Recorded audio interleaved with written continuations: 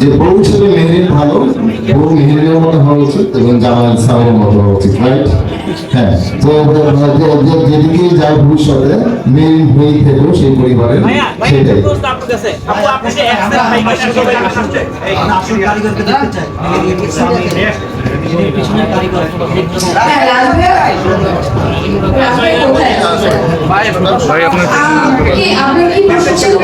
আপনি যে নাটকে ছোট ভাইকে বিয়ে করছেন এটা ফুলসা একটু জানেন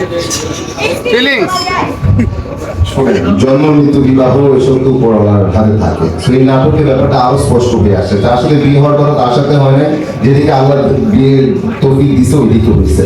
ভাই এটা কোনো কথা? তাই আমাদের বিয়ে হলো হলো সামনে আরেকটু এপিসোড আগে আমাদের বেবি হইতো, আপনারা এত শুরুর দিকে কথা বলেন, এগুলো হবে না। মূল কথা যেটা মেহেরিন সামনে কিভাবে আসছে সেটা নিয়ে কথা বলি। হ্যাঁ, এক্সকে কি ভোলা যায়? ভালো ছিল।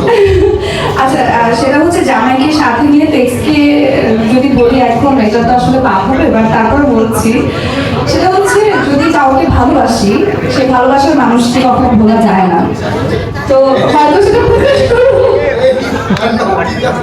এসব মানা যায় না ভাই, এগুলো নিয়ে না বলি।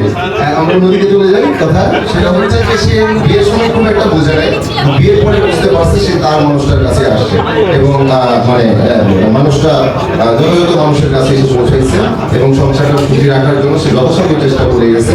যদি একটু সে রাজকুমারী বলছিল না, গরিব বউ হিসাবে রাজকুমারী বউর মধ্যেই কাজ করে গেছে। রাজকুমারী বলছিলেন এখান থেকে একটা প্রশ্ন আসছিল।